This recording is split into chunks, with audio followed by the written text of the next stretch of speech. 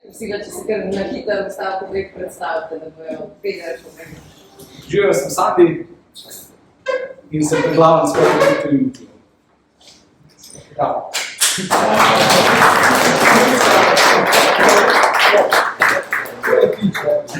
Sandi, jaz smo upomnili, da moraš strnjevati svoj odgovor, da ste razumeli, tam se mi vidi. Se rekli odgovor. Pozdravljeni, moje ime je Mina Tržišnik, jaz sem odvetnica in nisem pa glavno v kriptovaluti, ne morem se poslušati. Tako da v bistvu jaz za kriptovaluti upravljam pravne storitve in pa držim jih na vodo oziroma compliance skladno s poslovanjem.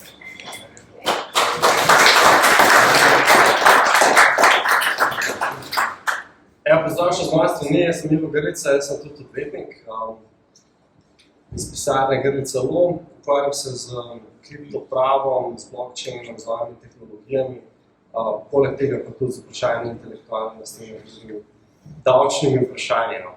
Tako da se veselim. Hvala za povabilo, pa veselim se te debate.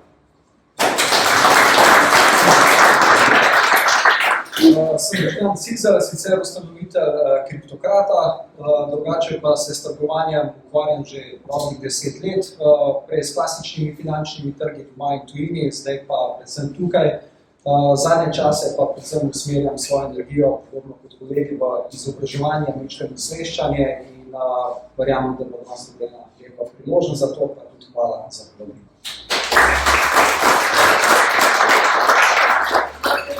Še enkrat vam zahvalila, da se odzvala na naše povabilo, pa da ne bomo preveč povezali, se mogoče kar za začetek dotaknila trenutnega stanja.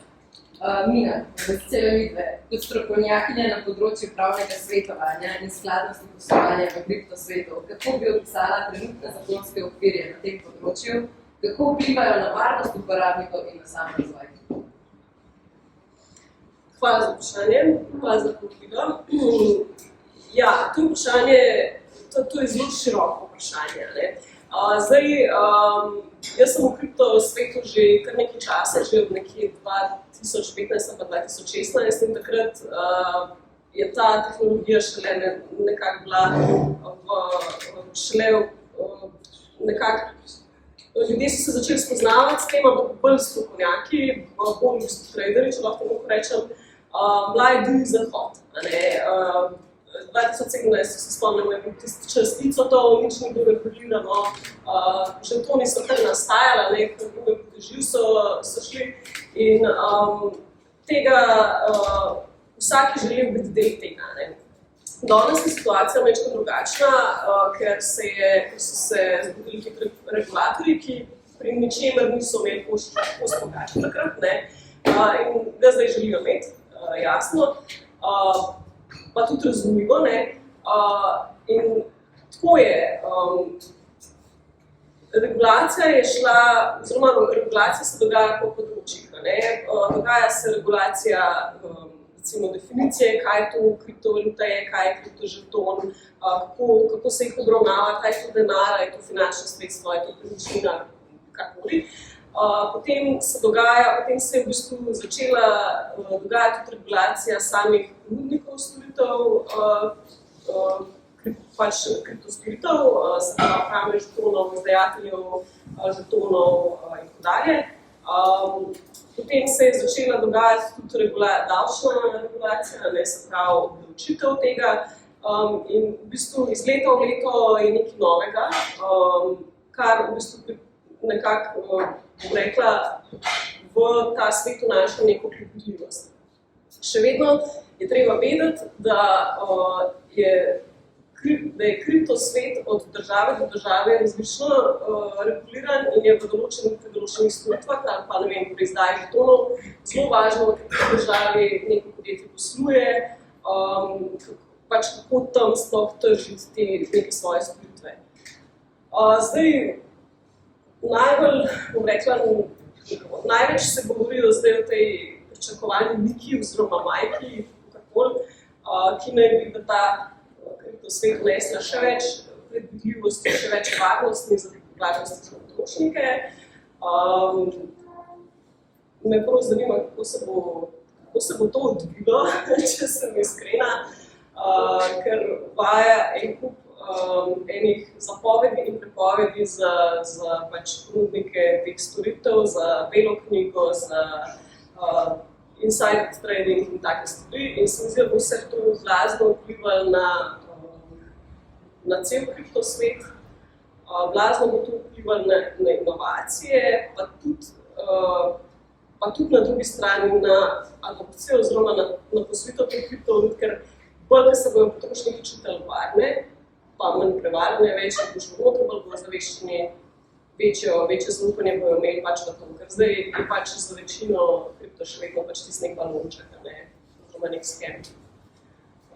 Tako da gremo pravo smer, upam, da ne boš čez znajo, kar se regulacije tiče. Tukaj z moje strani. Najlepša hvala, da bi za zdaj še kar ostala na tem legalnem področju. Vprašala vas, Ivo, glede na to, da vam je področje kriptoprava zelo domače, kaj mislite, da bodo največje oziroma najtežje legalne ovire na poti tega masovnega sprejetja kriptovalut in kako bi se jih lotili? Ja, jaz se glede tega področja v bistvu tudi strinjam z kolegico odvetnico. Gremo v neki smeri regulacije. Zbudili so se regulatorji, jaz se spomnim, s tem se to ukvarjam, s tem področjem od 2017 in takrat smo se zelo spraševali, kakšna pravila se sploh uporabljajo. Imamo neko novo področje, moramo delati zakonito, moramo varovati potrošnike, moramo plačevati davke, imamo neka pravila tudi, ker se sekamo z pravom finančnih inštrumentov, kako je za to vse urejeno. In sem se jaz takrat zelo bal, da se bomo veliko pogovarjali, pa da se ne bo nič zgodilo. Na koncu, da se bodo uporabljali, kot se je recimo zgodilo z Airbnb-em, ko se je govorili, kako zdaj to sharing economy obdavčiti, kako zdaj pač kakšno pravilo uporabiti. In smo kar stara pravila, ki smo imeli za neke čez druge poslovne modele, za neke, ne vem, tradicionalno ekonomijo, enostavno preslikali za nekaj, kar sploh ne paše. Tako da meni ta trend Mike, ki je tudi Nina omenila, zelo všeč, ker tudi recimo evropski regulatorji so spoznali, da kripto je nekaj novega. To je neko novo področje, tudi to nov asset class in ne moramo kar priključiti finančnim inštrumentom, pa ne moramo jih kar k nečemu drugemu. Lahko se sicer zgledujemo, pa imamo te white papere, bele knjige, pa imamo zdaj pač, bomo imeli tudi razne notifikacije, pasporti, tako da se zgledujemo, ampak je nek sui generis, neko pač posebno okolje, ki bo imelo neka svoja pravila, ki mogoče v prvi fazi ne bodo najboljša, tudi zdaj se govori že o neki 2, da se pripravlja, ki smo rekli, kaj pa NFT-ji, pa so noter, pa niso noter, skozi tudi regulacija težko dohaja, Tako da, ampak vseeno pa gre v pravo smer, da imamo priznano, da to je posebno področje, da ima svoja pravila, ki so temu prilagojena in če se bo izkazovalo, da recimo, da ne ustrezajo, se bodo tudi v svojem polju, v okviru industrije tudi potem lahko spreminjala. Ključno tukaj se mi zdi v bistvu par stvari. Ena zadeva je ta komunikacija z regulatorji. Zdaj, Nina se tudi verjetno skupaj se obladala, se rezultati poznava. Že 2017 imeli pač tudi postavljeno komunikacijo z regulatorji, so bili razni meetupi, organizirane strani države, tudi na evropski ravni obstajajo take iniciative, da dobijo tudi regulatorji feedback iz industrije, kaj se sploh dogaja, da znajo tudi odreagirati. Ključno se mi zdi tudi, ne sme biti ta regulacija, ne sme biti predaleč. Vedno nek leg bo vedno. Neka nova tehnologija skozi se razvija, nove oblike, nove poslovne modeli, tako moramo si pustiti neko fleksibilnost. Moramo pa seveda tudi sproti spremljati in vedeti, da pač tudi, ko se sprejme regulacija, ni zavedno, pravila je treba tudi včasih popravljati, ali tudi, kje so recimo kakšni manjkoti in na to potem tudi odreagirati. Ključno je tudi to, da seveda da spremljamo ta razvoj, da smo proaktivni. Je pa treba še eno stvar vedeti, da to bi še dodal. Tudi regulacija sama po sebi ne bo odpravila vseh težav, ki jih imamo v praksi. In kakor ne bi bili dobri zakoni, vedno bodo tudi na trgu slaba jabolka. Tako da ne moramo se vedno zanašati na, ja, to bo pa, ne vem, regulator uredila, pa to bo država uredila, pa ne vem, mogoče tudi Evropska unija. Tudi sami moramo biti proaktivni. Tako da jaz vam čestitam, da ste izkoristili tako čudovito soboto, da pridete sem, da se izobrazite, ker izobražen, ozaveščen potrošnik, ki ve, v kaj se spušča, ki ve, kakšne so pač, kot vsake industrije, tudi delnicami se lahko pečeš z nepremičninami, da veš, kaj kupuješ, to se mi zdi ključno. No? Se pravi tudi neka taka samoiniciativnost, izobraževanje pa ozaveščenost. To poleg regulacije se mi zdi tudi ključka nesodobšen. Pa še ena stvar, no? Tudi všeč mi je ta pristop, da se stvari regulirajo na ravni Evropske unije, da to je tudi nek manjko bil, pa tudi zdaj je še zmeraj, dokler Mika ne bo dokončno sprejet, mislim, dokončno se začelo uporabljati. Slovenija ima neko registracijo, Estonija ima neko svojo licenco, potem je spet v Litvi nekaj drugače, v Franciji nekaj drugače, zdaj pa se vzpostavlja ta nek skupni prostor, tako kot bi mogel biti. Ne? In to se mi zdi tudi velik plus za industrijo, da bo lažje delovala na tem našem skupnem evropskem prostoru. To pa tudi za pozdraviti. Hvala, mislim, da se tudi vsi vsaj zelo strinjamo z vsemi temi sprejemamo regulacije, da to tudi imamo vino, da nam pomagamo temu. Sicer pa na koncu smo že malo dotaknili ljudi, še jaz zdaj kar na Boštjana. Glede na to, da imaš vsakodnevne interakcije z občinstvom, ki so vsakodnevni ljudje, kako bi trenutno ocenil stanje splošnega razumevanja kripta med ljudmi? Ja, zdaj to vprašanje je tudi v bistvu kar dosti široko.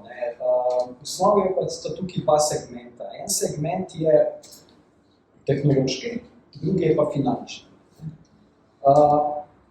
Ta finančni segment je veliko bolj sprejet pa razumevajoč med ljudmi, ker večina ljudi, s katerimi danes govorim, ne razumejo kot kriptovalute kot nek vir služenja, oplemenitenja svojega kapitala in investicij. Premalo pa mislim, da se ljudje zavedajo, da zadaj stojijo tudi, če ne vzamemo Bitcoin seveda, zadaj stojijo močni tehnološki projekti, vključno z vašim naprimer. Se pravi, ta segment, tehnološki segment, ki je bolj domač, recimo, IT freakom, tehnološkim navdušencem in tako naprej, medtem ko večina pa povprečnim uporabnikom pa pravzaprav kaj dosti to ne pomeni. To je bilo tudi mogoče iz vidika, ravno nedavno sem delal eno raziskavo, kje uporabniki vidijo nek svoj največji manko. In sem prosil, bodimo malo samo kritični, da povemo, kje vidimo. In zanimivo je, eden izmed tistih področij je, da kaj aktualne ali pa manj izkušene, mogoče nove vlagatelje najbolj bremenije, da ne znajo najti nekega, recimo, kovanca, nek token, karkoli, ki bi na dolgi rok bil donosen.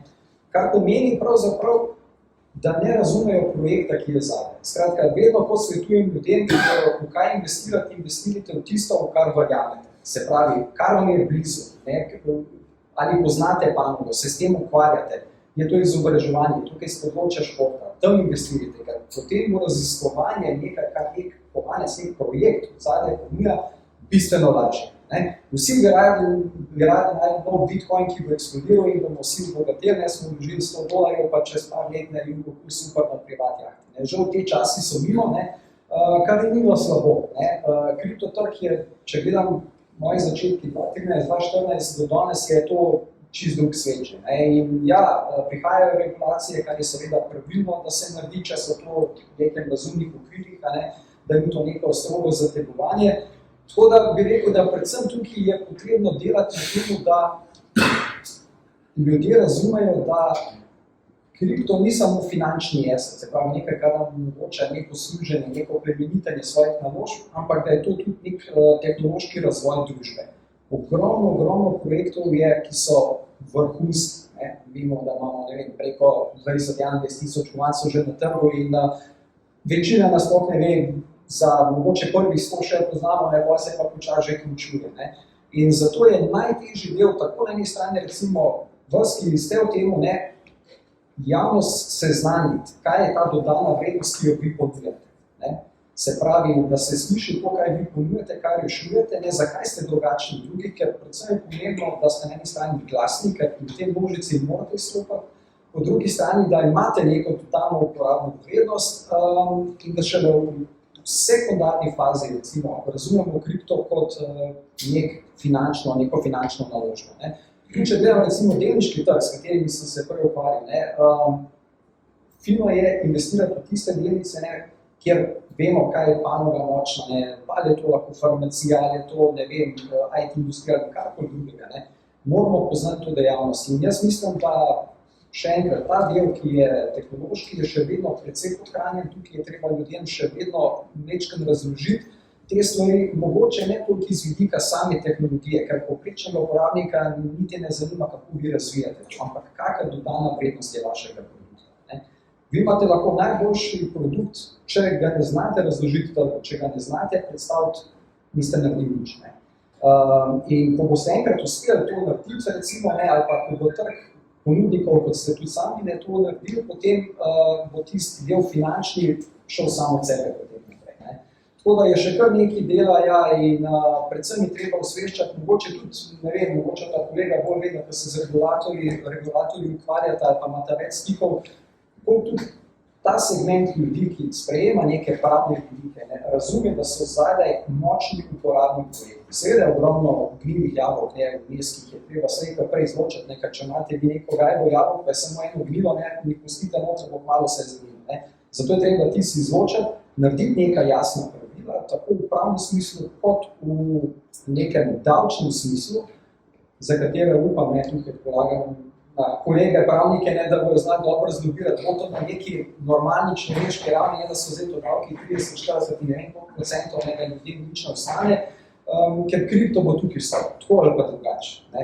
In če bi mogel strniti to celotno zadevo, bi rekel sledeče. Največji manjka je še vedno na osveščanju neke uporabne dodane vrednosti, ki je zadaj. Drugo je pa čisti finančni, bom rekel, nek vidik, to je grožnja, ki prihaja iz tako imenovanih CBDC digitalnih valut. To je, se pravi, Central Bank Digital Currencies. Ne. To niso kriptovalute. Ne. To je digitalni denar, ker če pogledate development document, recimo Centralne banke Anglije, recimo, boste videli, kako je ta zadeva pravzaprav namenjena. To je zadeva, ki bo imela, to bo kot digitalni denar, ki bo imel omejen rok trajanja, kar pomeni, da je potrošnik prisiljen to trošiti in izključno za stvari, ki bojo naprej sprogramirane. Se pravi, v bistvu se neka svobodna potrošnja omejuje in se ponovno vse centralizira za razliko od kriptotrga, ker osnovna ideja kriptotrga, ali pa če želite Bitcoina, ki je začetnik, je decentralizacija. Se pravi, je širši razvoj, je moč dati zopet ljudem, da o tem odloča neka svobodna ekonomija. In tukaj je, bom rekel, ironija o tem, da zna pa na eni strani prav to, kar bo zdaj prihajalo v naslednjih letih, ker pred nami je precej težko obdobje, ekonomskem smislu govorim, ki prihaja. V roku 2-3 let bo to že zelo vidno in je predvsem ta bitka, ki bo na eni strani z regulatorji in z vsem tem, bo sama po sebi tako močna, tako izrazita, da bo celotna kriptoindustrija dobila, rečemo temu, iz vidika PR-ja, free PR, ker se bo to govorilo. In ljudje morajo biti osveščeni, da v bistvu kripto kot tak ni nekaj slabega. Kljub temu, da je ogromno šarlatanov nekih slabih projektov, ampak ne nazadnje to tudi na delniškem trgu, ne nazadnje to tudi v klasičnih financah. Nikoli ni problem kripto, nikoli ni problem tehnologija, problem je požrešnost ljudi, se pravi ljudje, ki so zadaj. Tako da jaz pozdravljam to, kar delate, skratka, da osveščate, da ste se lotili tistega segmenta, rečemo temu najbolj čistega segmenta, tega nedolžnega segmenta, začetnikov, ker bolj se dan pozna. In mislim, da bo obdobje, ki je pred nami zelo, zelo pestro, bo tudi zelo kar nekaj pozitivnega, bo pa tudi precej težavšno.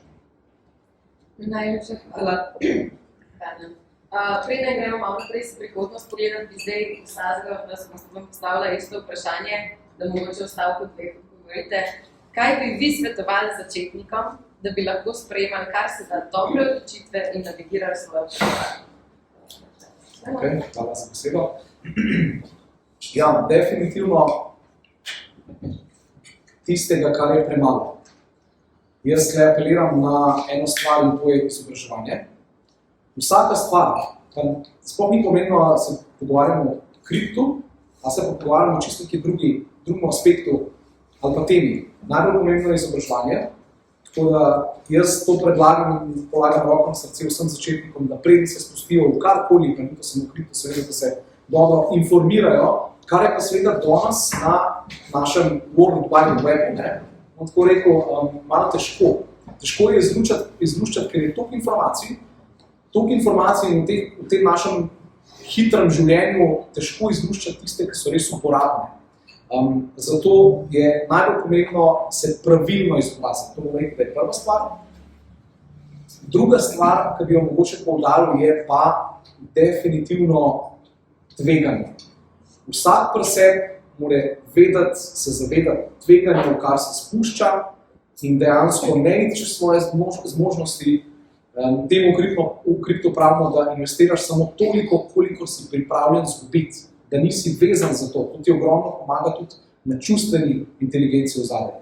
Tako da to sta take dve največje skrbi, ker jaz mislim, da velika večina pozabi na to, zato pa seveda mi se trudimo, da to implementiramo on the go, ker vem, da je zelo težko včasih si odpreti en izobraževalen članek in pogledati, kako zadeva sploh deluje. Tako da jaz bi izpostavil te dve stvari. Jaz bi se tukaj v večini strinjala s Sandijem. Tudi jaz mislim, da je bistveno za vse potrošnike, za vlagatelje, da se primerno izobrazijo, da se ozavestijo o projektu, o ekipi, o menjalnici, o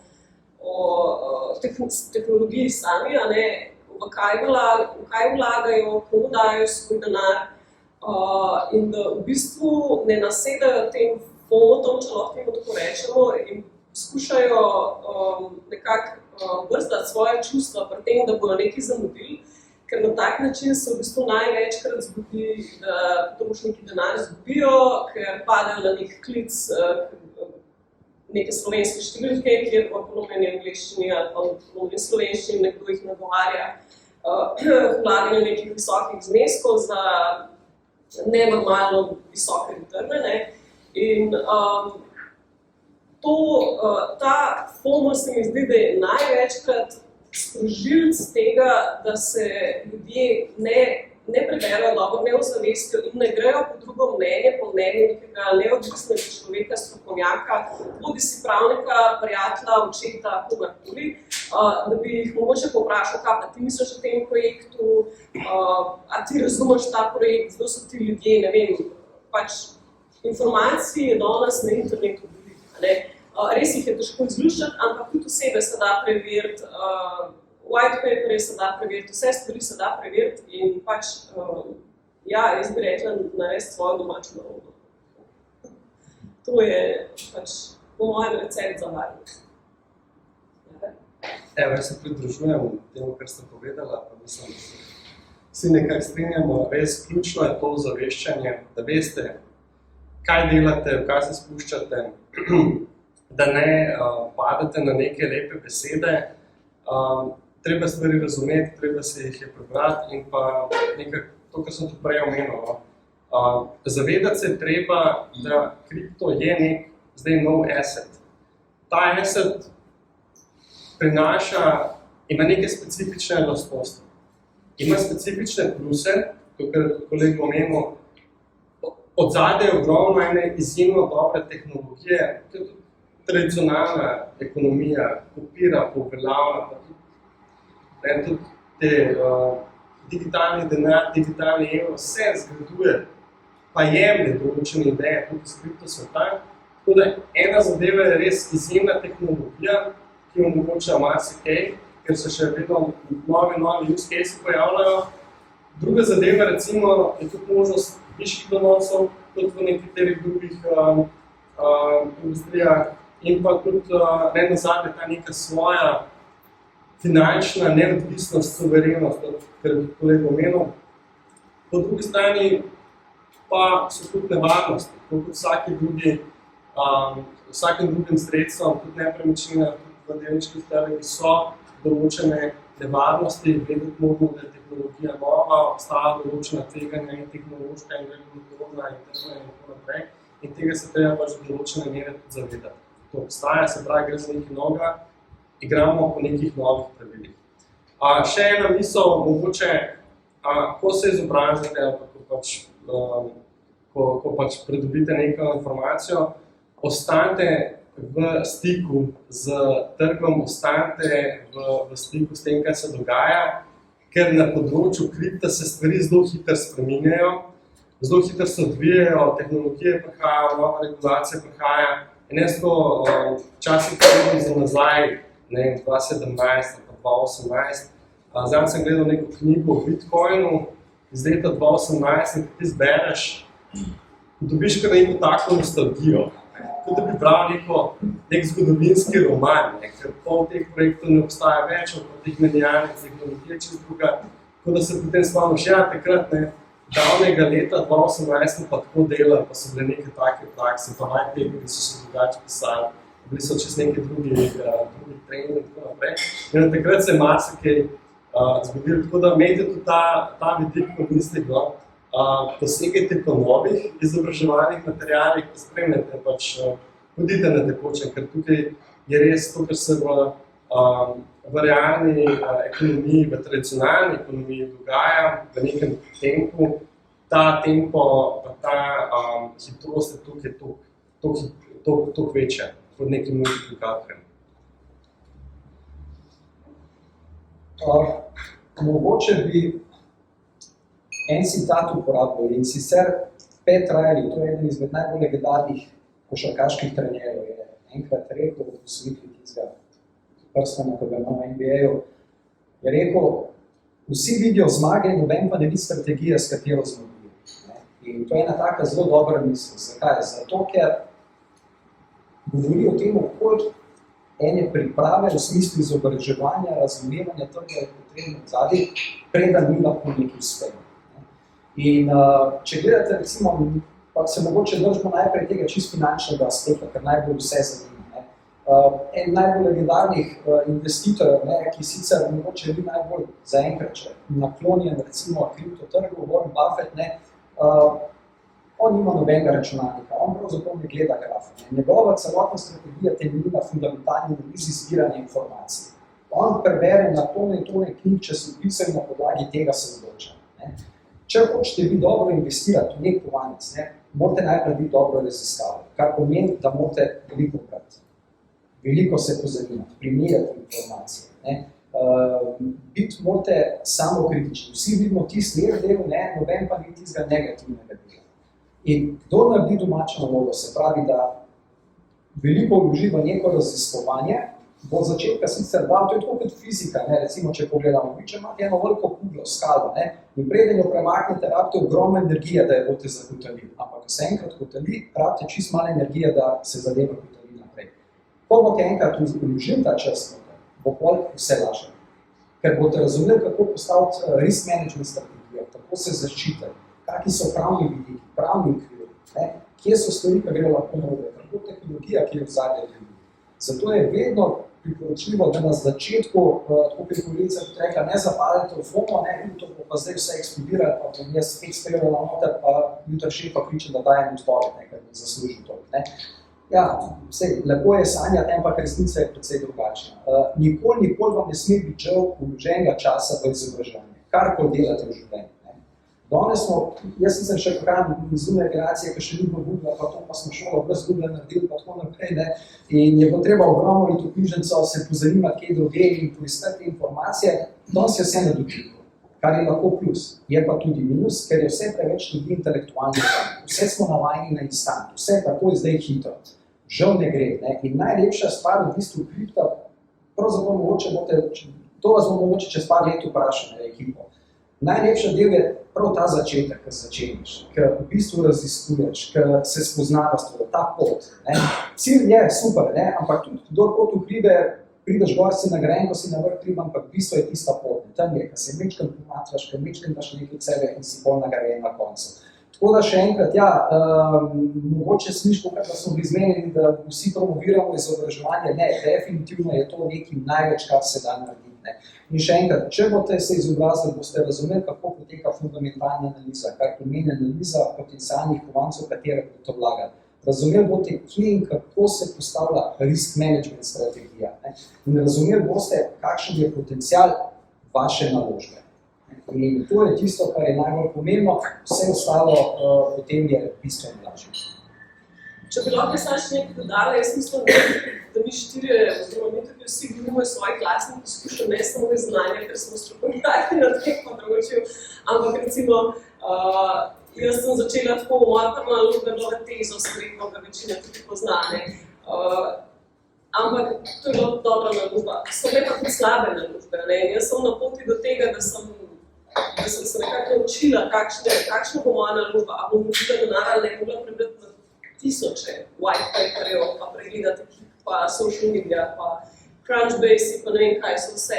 Tako da, in sem danes, kjer sama moram reči, zadovoljna s tem, kar imam, tako bi rekel, kolega, nobeno znanje ni stran držano.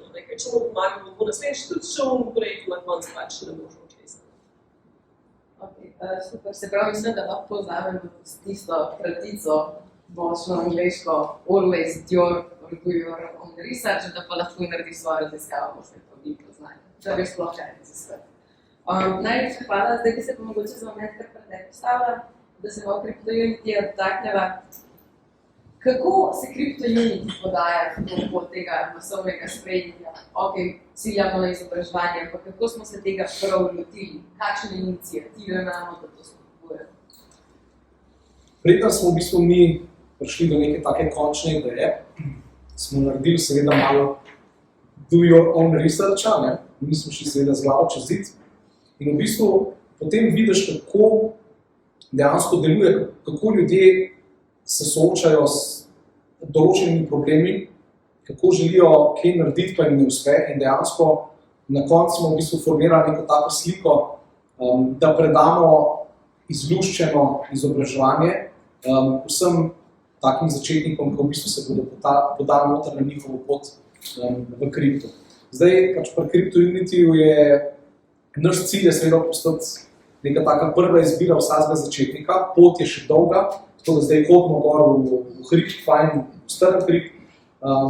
In jaz mislim, da je tukaj najbolj pomembno to, da vidiš cilj in da imaš dober plan, da se tudi ti pripraviš, kot startup, v bistvu je 80% je vsega je načrt in plan, in tisti 20% je samo izvedba. To je tisti, da rabiš kondicijo za hoditi v hrib, potem moraš pa samo še shoditi. Tako da ogromno damo tudi na to in se tudi mi učimo, mi smo pač ekipa in zaenkrat moramo potrkati, nič ni lesa sicer, ampak naučili smo se ogromno se še bomo naučili, tako da to je dejansko naš tak moto oziroma naša strategija, kako v bistvu se podati.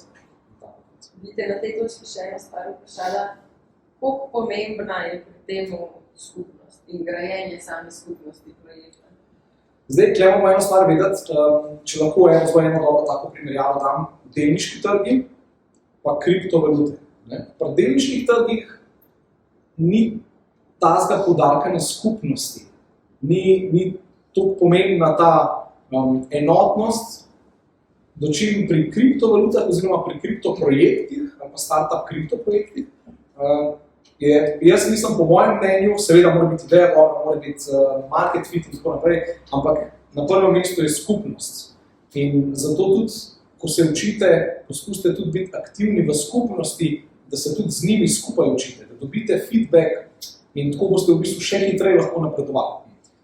Ena zelo taka zanimiva stvar, ki mi v bistvu mi ostala že iz srednje šole v glavi, je tako, da ti, ko nekaj poskusiš, pa ti to ne uspe, vem, da ste to že mogoče slišali, ampak ne vzemati to kot neuspeh, ampak nekaj si se naučil, tega več naslednjič ne boš naredil. In enkrat, ko to recimo povežeš v tako skupnost, ko jo mi gradimo pri CryptoUnityju, pa tudi pri ostalih kriptoprojektih, je to nekaj najbolj pomembnega, da se zgradi dober community, dobra skupnost, ki verjame in ki daje podporo temu startupu, glih zaradi tega, ko pridejo drugi potencialni seveda uporabniki, kupci, kakorkoli, že lahko rečemo, da lahko tudi oni vidijo, da smo res kot eno, da smo res kot ena družina in da skupaj lahko gradimo z vami, kako ste si izbrali cold wallet design, pa smo ga potem upoštevali, tako se dejansko gradi to vse skupaj. Tako da nam, iskreno pa tudi meni je community ena izmed najbolj pomembnih stvari, kar se tiče kripto. Najlepša hvala.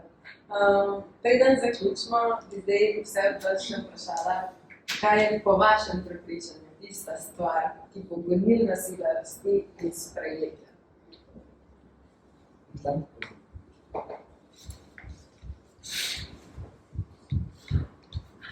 Zdaj, tukaj sta dva, moje osebno mnenje je še zmeraj, bom rekel, iz tega finančnega vidika, končno piko bili zares bo sprejem tako imenovanih ETF skladov finančnih, se pravi mednarodnih, to so skladi, se pravi teh velikih investicij, velikega kapitala, ki bo nujno potreben za skok, če bo pa tudi skok še raste. Zdaj, retail nima več, se pravi mali kupci, to smo vsi vi, ki ne upravljamo z milijardami in tako naprej, nima več toliko moči, da bi to trg pognal, ne vem kam še više gor. Sveda lahko še gre. Še zadnji ta pik vrh, ki je bil na trgu, se pravi 2020, 2021 do 2022, je pravzaprav bil strani retaila narejen. Ni bilo prav veliko velikega kapitala. Na strani čaka ogromno investicijskega kapitala. In te ETF skladi bojo tisti, ki bodo tako finančno kot prepoznavno naredili največji prelom. To je ena stvar. Druga stvar pa je, bojim se, da bo, to je zdaj tako, not a financial advice, glede na to, kam gre ekonomija globalna, se ne obeta, pa ne zdi zdaj neke drame ali karkoli delati, ampak dejansko smo na neki zelo prelomni točki, mislim, da se večina niti ne zaveda še koliko tega, razen če malo bolj natančno spremljate ekonomske trge, da bo prišlo do nekega ekonomskega kolapsa, do neke recesije, depresije, karkoli, kjer bojo finančni aseti začeli padati. Se pravi, verjetno tudi kripto. Ampak treba je vedeti, ker me dosti sprašujejo, ja, kaj zdaj narediti, če to do tega pride. Moramo vedeti, da v vseh depresijah, recesijah se je še zmeraj dal služiti. In trg je tako ali pa drugače preživel. Mislim, da bo to priložnost, ko bo pravzaprav ljudje nekako, ko bojo iskali, kam investirati nekaj, zna biti tista najboljša izbira. Klasični fiat finančni trgi grejo počasi iz obtoka. Tukaj je zdaj edina ta borba, kripto, digital, se pravi digitalne valute, CBDC in tako naprej, ta bitka. In jaz mislim, da bo tukaj največji prelom naredila prav ta, ker bo ljudje prisiljeni vlagati nekam, da bojo ohranili vsaj dela ali pa še mogoče kjer oplemeniti. Lepo lahko. In to bo tudi nek filter, poleg se pravi samih nekih pravnih vidikov, ki bo dali neke okvirje kriptoindustriji, tudi nek filter, da se počisti izplevel od zdravega jedra. Tako da jaz mislim, da tukaj bomo nekako kar prisiljeni ali pa bo nekako svet bolj pred dejstvo postavljen, da je kripto mogoče pa le tista neka niša oziroma tisti finančni del, ki zdaj še ni v tem trenutku, ki bi lahko potencialno pomenil neko rešitev za ljudi in tako naprej. Je pa seveda tukaj zelo odvisno tudi od samih regulatorjev, kako močno bo sama industrija regulirana. Moramo vedeti, da od zadnje poteka izjemno huda vojna, dejansko zelo huda vojna, tako imenovani, jaz sem pravim proti vojsih, to so te stare finančne elite, ki skrbijo predvsem za dominanco dolarja in tako naprej, za ohranitev teh moči. Moramo vedeti, da to se ne bo tako hitro pustilo. Svet je trenutno na prelomu tako geopolitičnem kot makroekonomskem in bo prišlo v naslednjih letih do tega tektonskega premika in še enkrat, jaz mislim, da bo to ta največji trigger za sprejem kriptovalut na koncu. Najlepša hvala. Jaz sem pravnik, jaz gledam tako, da regulacija po moje ni ta faktor, ki bi bil odločilen. Tako kot nogometni sodnik postavlja pravila igre, lahko pač naredi igro slabo, lahko pač zavira, lahko tudi spodbudi. Naloga regulacije je vzpostavljati neko facilitativno okolje, da se to facilitativno okolje ne bo sprevrglo v neko zavoro, ampak še zmeraj za dobro igro odločilni so igralci, se pravi kriptoprojekti, pa njihova tehnologija, njihovo znanje, neki use case.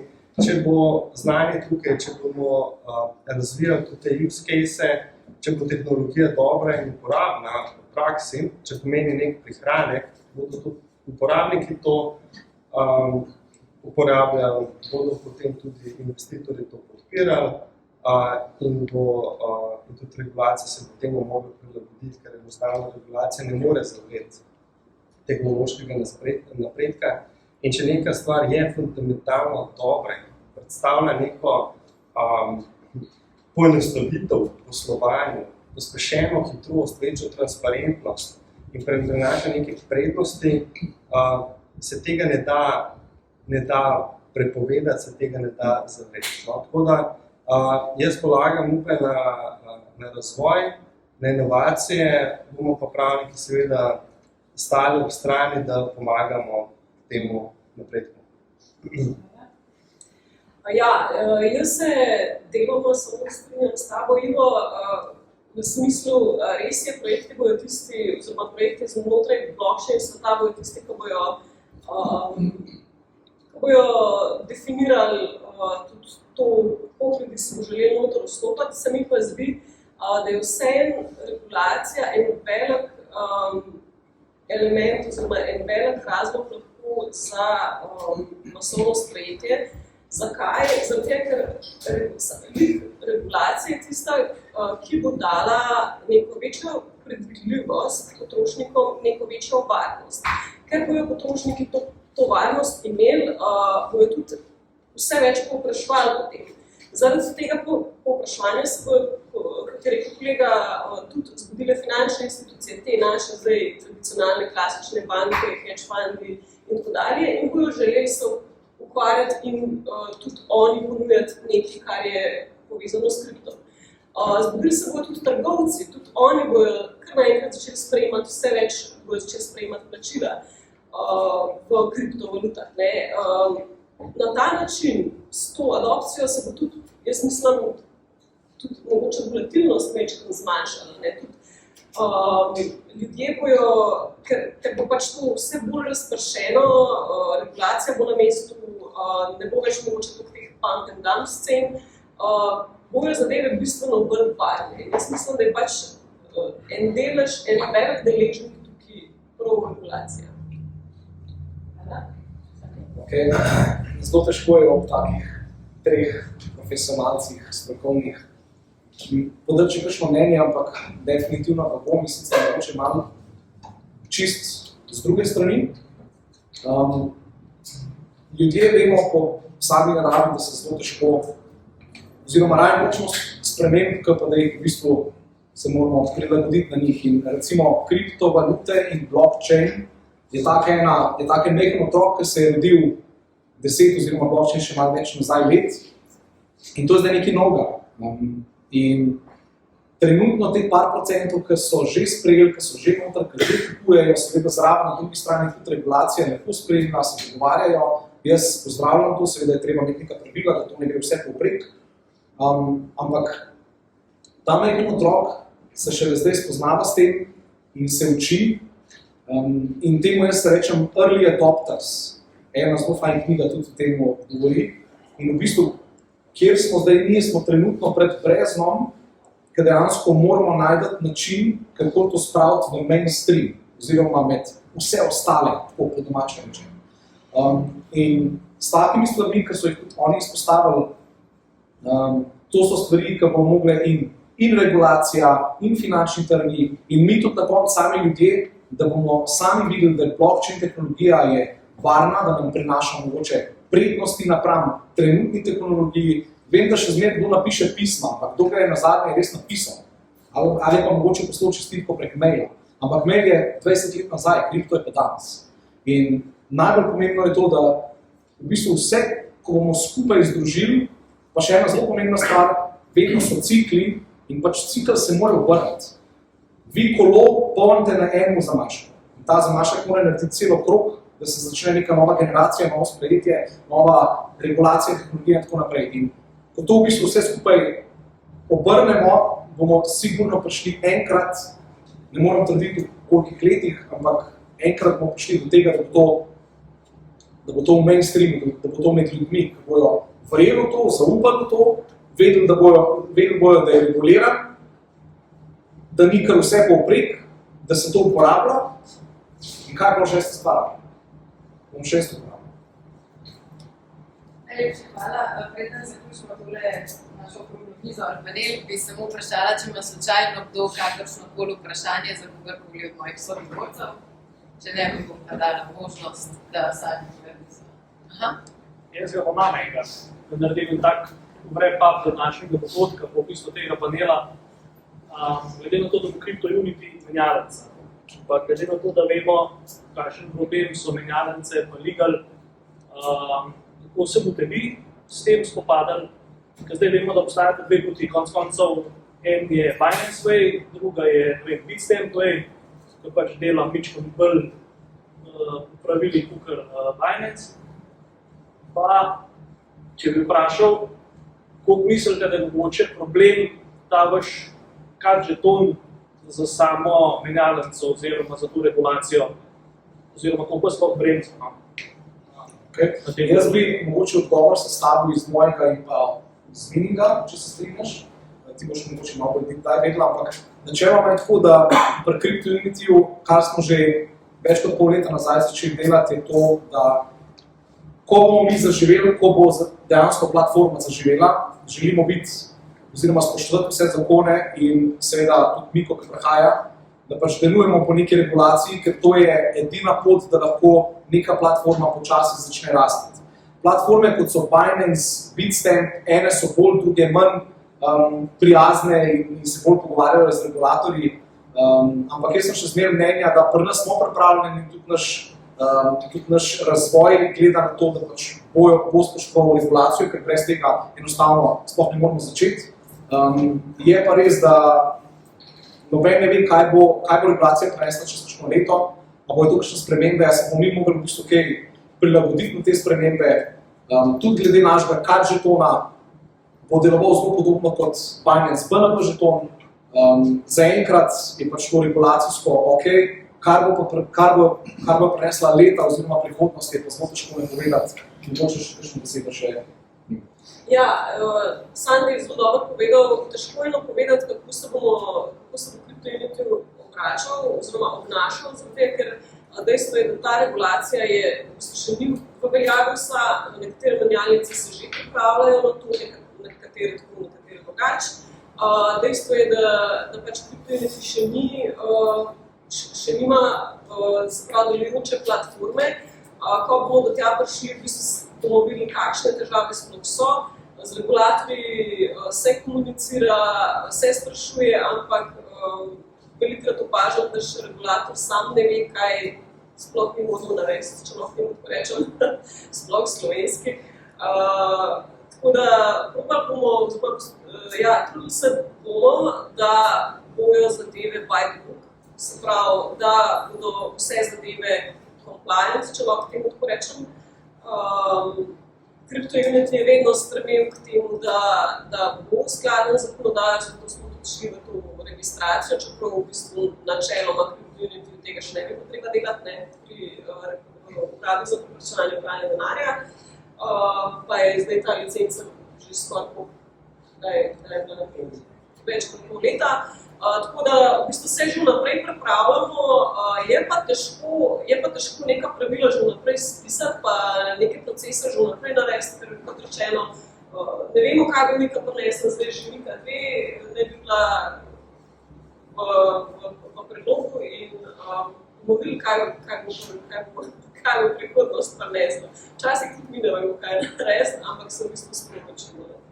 Mogoče še jaz dodam odgovor Toniju, pa zdaj ne vezano na CryptoUnity, ampak na splošno, pač po nekih izkušnjah, ki sem ga delal s kakšnimi projekti tudi iz tujine. In jih je težko prepričati, zakaj morajo biti skladni, zakaj treba kaj spoštovati in tako naprej.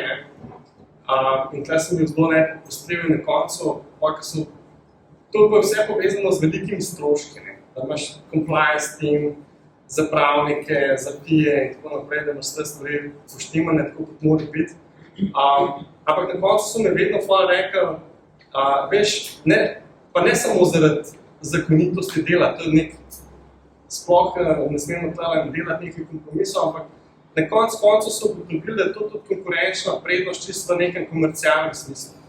Ker so dobili partnerstva, res velika partnerstva, mogoče tudi kakšna institucionalna partnerstva, ali pa so bila ta partnerstva čisto enimi drugimi boljšimi pogoji, kot so bili prej, ker so bili tako nekako na meji, pa v nekem sivem polju, pa nisi vedela, ali bodo ali ne. Tako da na koncu je bil Roji tudi čisto v tem komercialnem smislu, če pustimo zdaj pravni vidik v strani, je bil zelo pozitiven.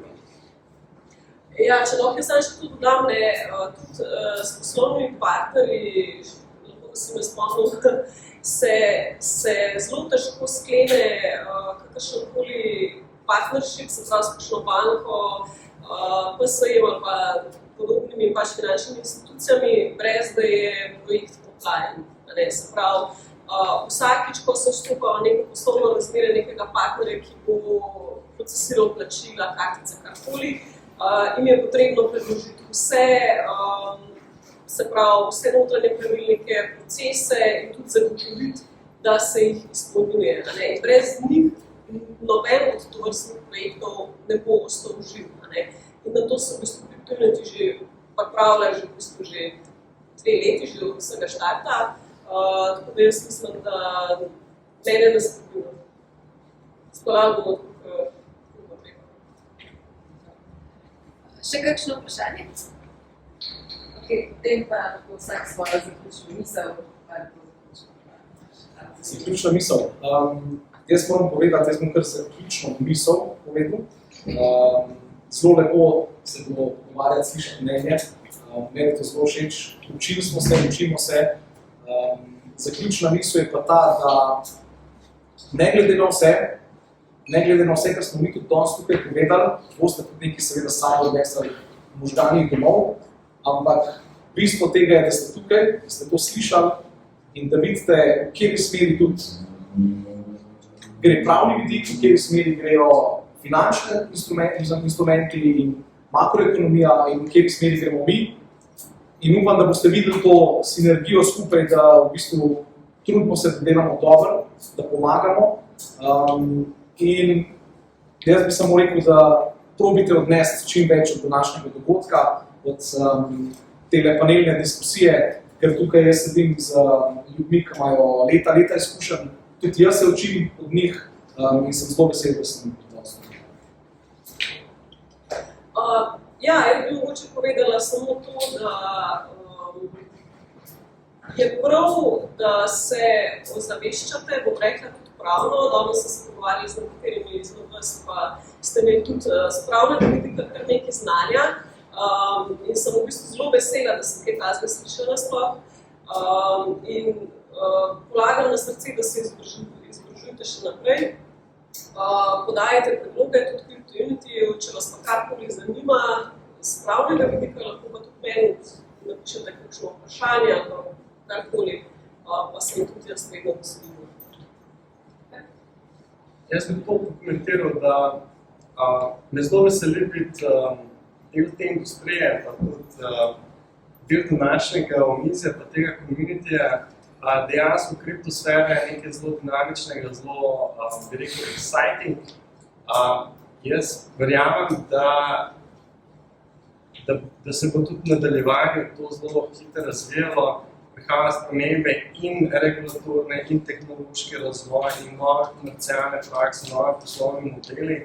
Tako da se mi zdi, da ta industrija je tudi nek motor ali pa nek multiplikator in daje tudi neko iskro tudi širši družbi, pa tudi širši ekonomiji s to svojo energijo, pa s tem svojim, s to svojo rastjo. Imamo pa eno vprašanje, glede na to, da se zdaj to govori o tem digitalnem evru, Kitajci tudi digitalni gigant, če Slovenija se kaj pripravlja glede pravno, da bi dal ustavo tako kot za Bitcoin, da bi bil gotovina plačilno sredstvo ustavo. Ene države že imajo to v ustavi, mislim, da Litva, Švica, da imajo. Če je že za Italija. Ja. Zdaj, da bi šli na nek ustavni nivo, ne, mislim, da je prezgodaj, mislim, karkoli se bo tukaj sprejemalo, ne, bo bilo nekega razmisleka, obstajajo plusi, obstajajo tudi zelo veliki minusi, ker je tudi Boštjan omenil, obstajajo tudi nevarnosti za neko finančno suverenost, tako da se strinjam z vami, da moramo pač tudi z vidika človekovih pravic določene meje tem tehnološkim, inovativnim rešitvam, pa tudi nekim tendencam, kakšnih starih finančnikov po kontroli, postavi določene meje. Tako da jaz si želim, da bo to predmet neke javne diskusije. Mislim, da je pa zdaj prehiter, glede na to, da se teh tehnologije šele uvajajo oziroma testirajo, da je prezgodaj, da bi govorili o nekih ustavnih omejitvah.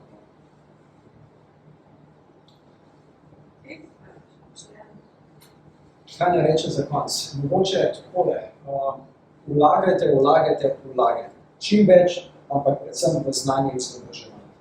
Prvič, tega vam ne more noben vzeti, drugič, vse to boste dobili nekajkrat poplačan, ko boste potem investirali naprej.